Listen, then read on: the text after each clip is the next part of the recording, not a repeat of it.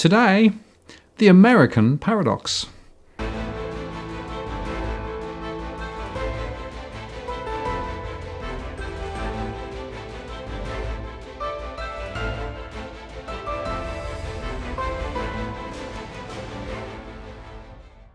Hello again, it's Martin North from Digital Finance Analytics, working on the latest post covering finance and property news and other things. Today, I'm joined by our American in Oz, Salvatore Babones. Thank you. It's great to be back on the program.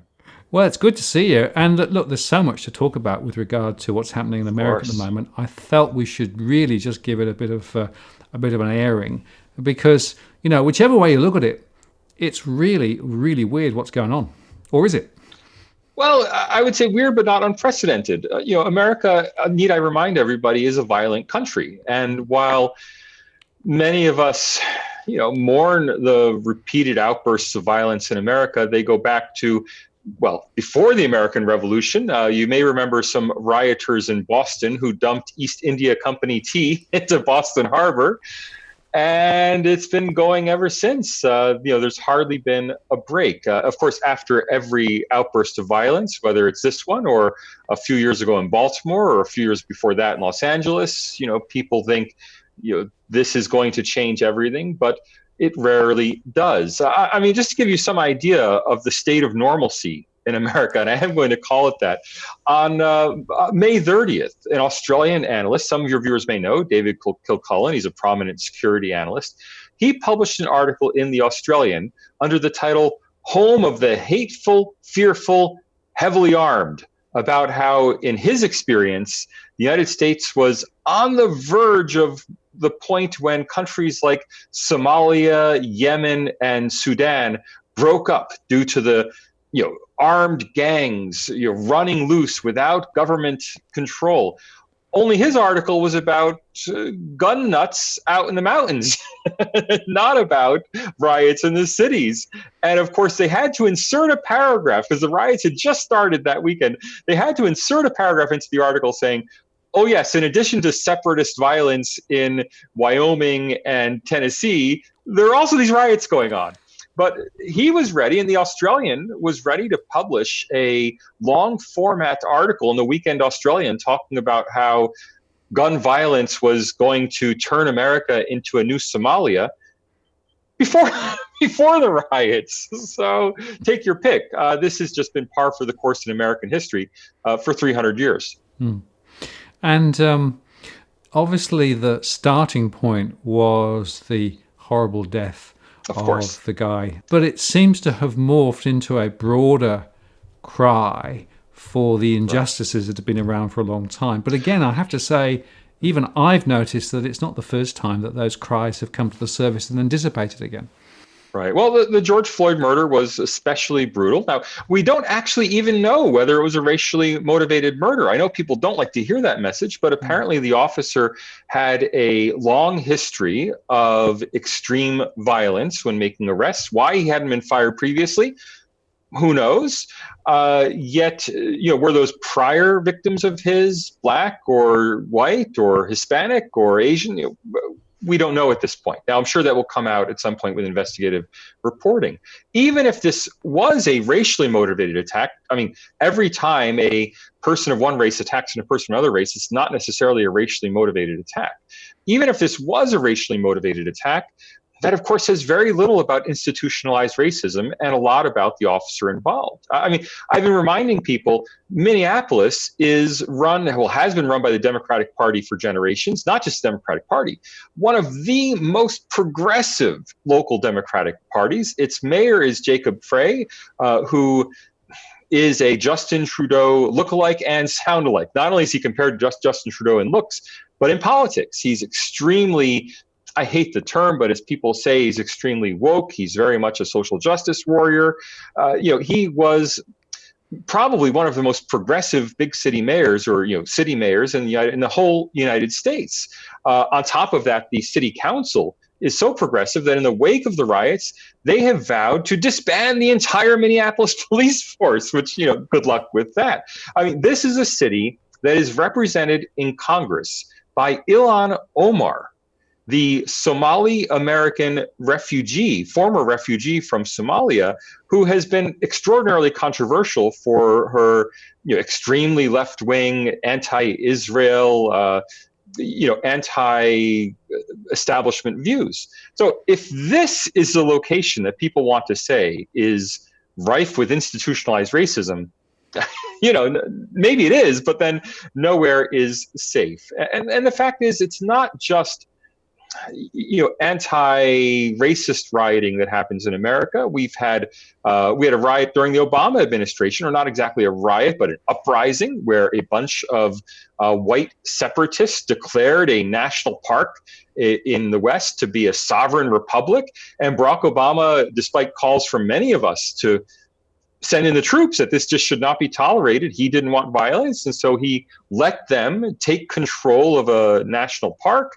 It wasn't news when it finally wound down. Honestly, I don't know what happened to the people who were involved, whether they were ever arrested or they were allowed to get away with it. And in the same way, now we see police standing by while statues are toppled, while Mahatma Gandhi statue in Washington was vandalized. Well, what's anti-racist about vandalizing a Gandhi statue, of all things? I think we just have to accept that America is and always has been a violent country, and look for the roots of the violence. That is, I don't see this current outbreak of, whether you want to call it demonstrations, or you want to call it looting, or you want to call it riots. It's all three combined. But I don't see that as anything particularly different in the history of the United States. So what is the sociological driver behind it then? Because there's clearly something in the DNA of the country that just seems to accept and allow this to happen. Well, the customary explanation is the frontier thesis, the idea that the United States was born in violence on the frontier. I know there's been a big move by critical race theorists to try to make this all about the birth of America and slavery. In fact, the New York Times has bought onto that with its slavery project, trying to argue the United States was born in slavery. I think it's much more reasonable to say the United States was born in frontier warfare. That is, throughout the entire country, not just in the South. There was extreme violence on the frontier, extreme violence towards Native Americans, who were often lost in the shuffle in all this. In Australia, Aboriginal Australians, of course, are very prominent in Australia's race debates. But in the United States, despite the fact that Native Americans make up a similar proportion of the US population, as do Native Australians in Australia, it's simply swept under the carpet in all of the attention paid to race. Yet it was the frontier that was extraordinarily violent. It was the frontier, that constant pushing westward, that led to people being always armed and ready. The first riots, or the first revolts against the United States government, took place in the frontier. Shays' Rebellion in the western Massachusetts frontier took place before the Constitution was even ratified. Shortly after the ratification of the Constitution, there was the Whiskey Rebellion in western Pennsylvania and western Virginia. And it's never really stopped since then. And I should emphasize, on all sides. So we could see as the precedents for today's anti-racism protests, in the run-up to the Civil War, there were white Northerners who snuck into southern border towns and burned down police stations and freed slaves. Now, the verdict of history has been on their side. Well, they were fighting in a just cause. Well, the cause was just, but was the burning down of police stations the right tactic? That's open to question. And I think in the same way today, very few people doubt the justice of the cause of protesting against racism. But there are many of us who rebel at the idea of just hitching your tractor to a statue and pulling it down because you've decided that. That said, all sides, right? When the United States invaded Iraq in 2003, well, this was the U.S. forces who helped. They were desperately looking for some Iraqi demonstrators who could help them pull down the statue of Saddam Hussein, so it wouldn't look like it was the United States Army doing it.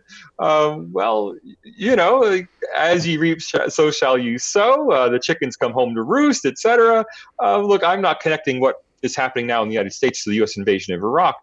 I am connecting it to 300 years of a heritage of violence, of citizen self-action, of people deciding they're going to take things into their own hands, whether that's people like John Brown, who was idolized in before the Civil War for trying to start a slave revolt. Of course, he killed lots of innocent people and innocent soldiers in his attempt to start a slave revolt, or on the other side, whether it has been the lynchings of African Americans throughout the South, throughout the, from the 1860s, well, after slavery, through slavery, lynchings were legal, right? And then after slavery, throughout the South, all the way up until the late 1960s, really until the early 1970s, African Americans were routinely lynched by mobs who took justice into their own hands. Now, again, I want to be clear.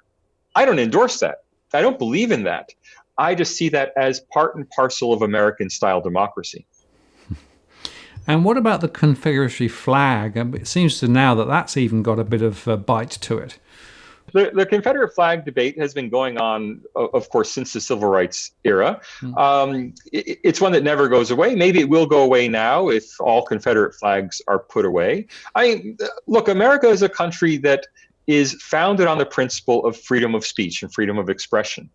Yet, that freedom of speech is more effectively controlled by public opinion than it is by law. Now, of course, anybody who wants to fly a Confederate flag absolutely has the right to do so, just like people who are protesting have the right to burn the American flag if they want to. It's actually not even a right. I should use the proper language. It's a freedom. That is, there's no law that says you may burn specific flags.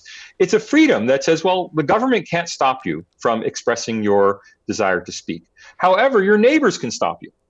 And that's what we see happening with the Confederate flag debate. We see people being treated as social pariahs if they want to display a Confederate flag. Now, of course, that's been an evolving transition in the United States. When I was a kid, the most popular show on TV was the Dukes of Hazzard, and Dukes of Hazzard drove a car that had a Confederate flag on the side of it called the General Lee, that when it honked its horn, it honked Dixie. And that was just a charming Southern local color bit to a, fun comedy show with lots of cars getting wrecked.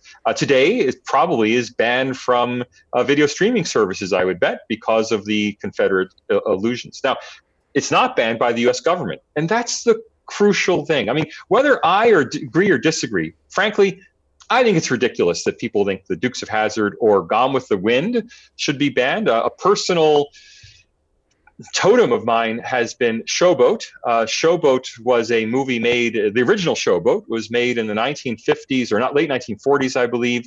Earlier even, which was an anti-racism movie showing the racism of the Old South. It starred Paul Robeson, who was like one of the greatest civil rights leaders in American history. Not only a civil rights leader, a committed Marxist who visited the Soviet Union. I mean, Paul Robeson was as hardcore anti-establishment as you could get. Yet, because Paul Robeson repeatedly uses the N-word in that movie, it has been banned from US TV, from video distribution services. You can get a pirate copy on YouTube, but you can't buy a DVD. Now, this is a movie that was made as an anti-racism movie. Yet, because of that talismanic use of the N-word, it can't be shown. Not because it's against the law, but because public opinion has condemned it. Now, again, I don't think that's rational. I don't think that's right. I think that's part and parcel of American-style democracy. And actually, I may double down on that. If you go back to Democracy in America, which was the famous book by Alexis de Tocqueville, written in 1834, in Democracy in America, de Tocqueville said that in America there was less free speech than in France. Now, in the France of his day, there was an official censor. Anything you wanted to publish, you had to get approved by the censor. He said, but with an official censor, an intellectual like me, I can always write a parable. I can always find a way to get around the censor. Intelligent men can always find a way to agree that so that the people, so that the people won't be infected by our intellectual discourse. He thought that that was fine. The problem in America was everyone was free to say what they wanted, but public opinion would come down upon you like a load of bricks. And so he actually thought America was less free than a country where you weren't given any freedom of speech at all, than France. And that's the conundrum here. John Stuart Mill said the same thing. In On Liberty, John Stuart Mill said that although he was against either forceful or public opinion based, either state or public opinion based repression of freedom of speech.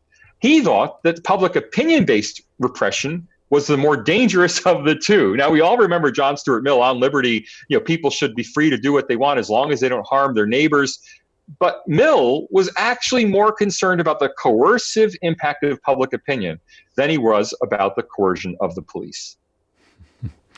And I guess, linking public opinion and, behavior and stuff, we should just touch on Trump and his walk to the ruined church, because I think that's quite an iconic event, and it's actually not necessarily playing out perhaps the way he thought it would. Well, he wanted to play it as him piously visiting a church when everyone knows that Trump is not a pious man. I mean, it's in a way it was almost a joke, but played out poorly with whom? I mean, you always have to ask with what audience. Trump's audience for that was not the people protesting in the streets, and the fact that he's been condemned by America's intellectual establishment really is neither here nor there for Trump. The question is, what do to borrow a term, what do the silent Americans think? And that we won't know until Election Day. And honestly, I don't know the answer to that, because none of us know what people are thinking in their hearts, until they have a chance to express it in the secret ballot at the ballot box. Right now, we know that the people who are especially loud or anti-Trump, we know that people are concerned about public opinion. So the general who took the walk with him has apologized and said that he shouldn't have done it. But it's a good sign when in a democracy, even a military general is worried about public opinion. Now, this is not an elected official. He doesn't have to worry about that, but he does worry about that. Now, these are signs, I think, of a healthy democracy. Again, I don't endorse them. I think if Trump wants to walk to a church, he should be able to do it in peace without protesters blocking his path. I think we have legal mechanisms for protest in democracies where you're supposed to get a license, notify people you're protesting, have a planned route. It is not legal in the United States, or dare I say in Australia, for you simply to decide that you're having a protest even though you've been denied a permit. Well, that's not legal in either country. So this isn't about what's legal and illegal. This is about what plays well at the ballot box versus what doesn't. And we won't know that till November. And then the last point on this one is Biden came out and basically said he felt that Trump would try and stay in the White House. What was that about? Oh, look, I don't know. There's been a lot of talk in Democratic circles about the possibility that Trump is going to stage a coup, that he is not going to allow an election in November. We've been hearing that for 4 years. Democracy has ended in the United States. If that were true, it would have been true at the midterm elections, which in 2018, Trump would have declared invalid so that he could retain control of the House of Representatives. Look, all of this, I mean, if you want to go back, I should get my sunglasses back and we can go back to conspiracy theories. If anything, the U.S. deep state is so thoroughly anti-Trump that the idea that Trump could stage a coup is simply laughable. I mean, Trump is only in office because despite the trenchant opposition of all of the state machinery of the United States, in the end, we respect election results, and even a questionable election result in which someone wins wins by the rules but loses the popular vote. Still, we're a law-abiding country, and the rule of law ultimately prevails. Now, I have to stress ultimately, because the rule of law obviously is not prevailing on the streets in the United States. Protesters do not have protest license. I want to be clear. No one wants to say this because commentators feel like the protesters are on the right side of history, but virtually all of these are illegal protests that in ordinary times would get you arrested, that if the cause were unsympathetic, if someone wanted to stage a counter protest against the protests, they'd be arrested for illegal protesting if they didn't have a permit. If someone tried to disrupt one of these illegal protests, they'd get arrested. I think we really need to keep in mind the rule of law, bends but doesn't break in the United States. And it bends all the time, sometimes towards the wrong side of history, lynchings in the South in the civil rights era, sometimes towards the right side of history. Look, I think you, I, and everyone listening is an anti-racist. I mean, none of us are in favor of racism. And if you ask who's on the right side of history, people who are protesting racism or those who are racists, clearly the anti-racists are on the right side of history. But that doesn't mean that the graffiti artists, the looters, the arsonists are on the right side of history. And let's be clear, I mean, it's only a matter of time before one of these arsons kills somebody, if it hasn't already. Arson, fire is a very dangerous weapon in the hands of an illegal protest. Well, I found this a really fascinating conversation, and I think it really does come back to the paradox that we mentioned at the beginning, right? Because I think some of the mainstream media reporting has been very myopic, and the nuances you've been able to bring to the discussion today, I really appreciate. Well, it really is a paradox. And let me compare it. I mean, if I can take one more minute of your viewers' time, let me compare it to the internet paradox. The internet is a massive paradox in that it's a decentralized system. No one controls it. It's highly vulnerable. There are millions of security flaws, and yet it continues to work, despite the fact that it wasn't designed by anyone. And in this, it's a highly chaotic, anarchic place with lots of hackers, lots of evildoers, lots of people who want to bring it down. And yet, look, we're talking on the internet right now. And in the same way, American democracy is a paradox in that, yes, there are armed groups out in the Mountain West, and yes, there are violent arsonists in the inner cities, and yes, there are racists embedded in institutions, and there are all these flaws. But it's been 250 years, and the system still works. And I think that's really what is the proof is in the pudding. If you were to design an internet from top down, you would not design the internet today, but you'd design something that was not nearly as good. And in the same way, if you were to design American democracy top down, it might look great on paper, but it probably wouldn't work as well as American democracy has worked for nearly 250 years. Thank you so much for that thought, and appreciate your time today. Thank you, Martin. Take care. Bye-bye.